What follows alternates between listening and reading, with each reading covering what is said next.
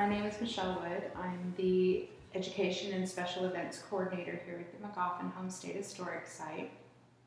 And I was born in Fort Sill, Oklahoma, and moved to different places, but arrived in El Paso in 1980. And I was about 9.5 years old when I first moved here. So I've been living in El Paso for the most part, 39 years. And of course I was a child, so I really didn't have a lot of choice of where I moved to. It was of course with my family, but my father came here with a business opportunity. He moved here for work. And one of the things I remember most about growing up in El Paso was it was a entirely different type of cuisine here. I remember growing up and being used to a lot of like hamburgers and hot dogs, and that was kind of a go-to food, a quick food. Mac and cheese. And then when I moved here, very quickly, even though my family, were not Hispanic, very quickly my mother adopted a lot of the cuisine from El Paso. So we started to see things like refried beans, and we started seeing one of her favorite quick fixes, which really isn't Mexican origin, but something she would fix really quickly was nachos. But if she took a little bit more time, she would make chilaquiles, and she would make all sorts of tacos, and we would have a variety of dishes that we weren't exposed to until we moved to El Paso. So the cuisine of El Paso quickly became our cuisine. And so, working here at the Magoffin Home Historical Site, we made a very purposeful decision to call it the Magoffin Home. People say Magoffin House, but a house is kind of cold and clinical and just an architectural structure. But home implies, someone living there and cooking and cleaning and doing all the things that we do in our homes.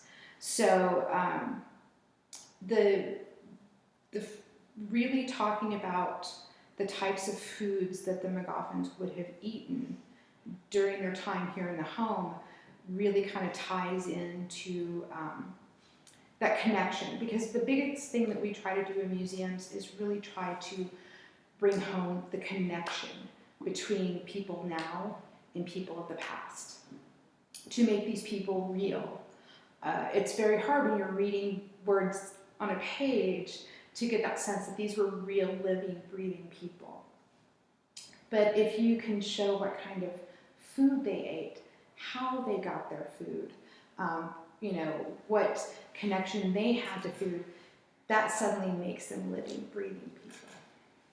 So in my research to discover how the Magoffins would have eaten, where they would have purchased their food, all of that, I stumbled across a cookbook that was published in El Paso.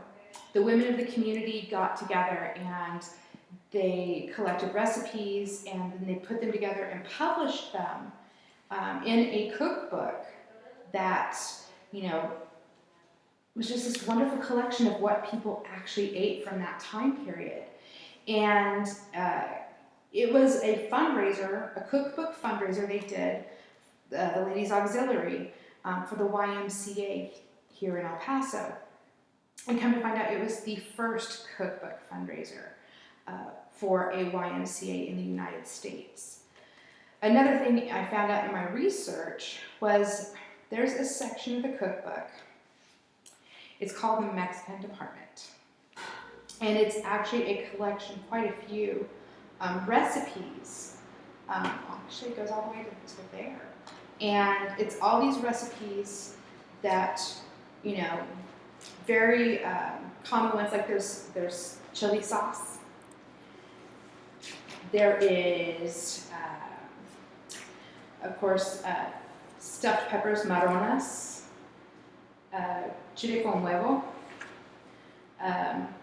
Let's see, enchiladas, albóndigas. Actually, the albóndigas recipe was a recipe submitted by Joseph's wife, Octavia. Now, Octavia was Irish American, and she had married an Irish, Spanish, Mexican American, and he grew up in Chihuahua, Mexico. He was born there and grew up there until the age of 8. So, of course, he would have been very well versed in Mexican cuisine. So apparently she ended up just like my family. She adopted the recipes, and that was the first recipe we did in the cooking class, was the albóndigas. And I will tell you, we had a lot of people show up for that first time. You know, this was kind of our first venture into this. I really, you know, without a full working kitchen, I had to very quickly figure out how we were going to prepare this, how we were going to be able to make it hands-on for everyone and yet keep it safe at the same time, because we were going to be working with raw meat and everything else. And we found a way to make it happen. And so many people showed up, and they were so excited. And the people that were just coming in for tours kept remarking about the smell. And they kept begging for bowls of the albóndigas. And we unfortunately had to tell them, no, you know, that's for the people in the class. But it kind of, you know, throughout the day, just because of the smell of it here in the building, people were drawn to it. And so lots and lots of came back for the next month's class and the next month's class.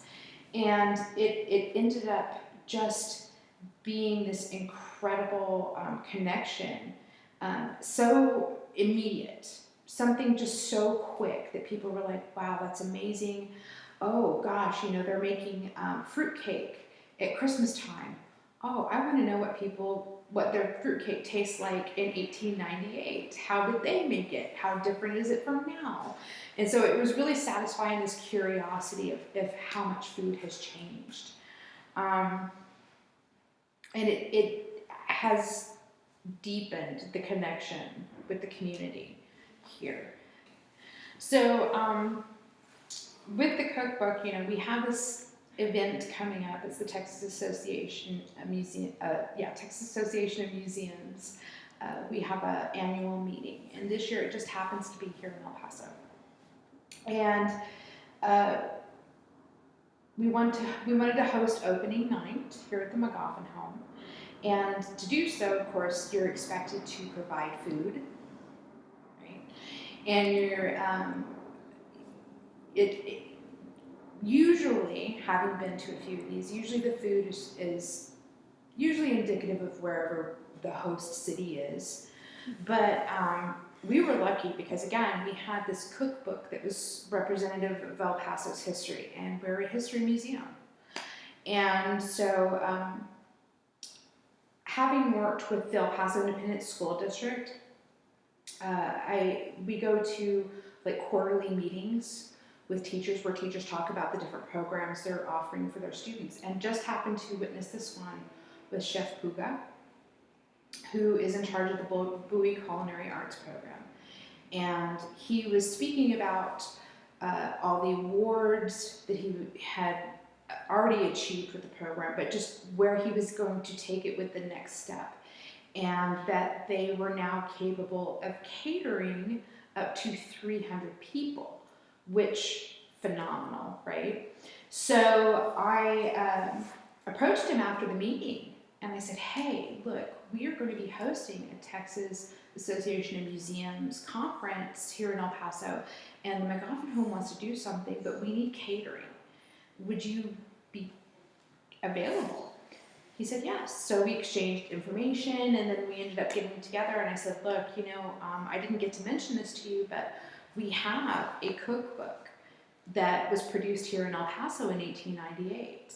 And immediately his eyes lit up, and he said, oh, I've got to see that. So I went and I grabbed him a copy and gave it to him.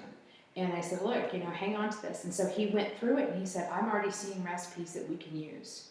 These would be perfect. So he is doing this for us here April 2nd, 2019, and he's picking recipes from the cookbook to serve One of the ones he absolutely just had to do was the albondigas recipe.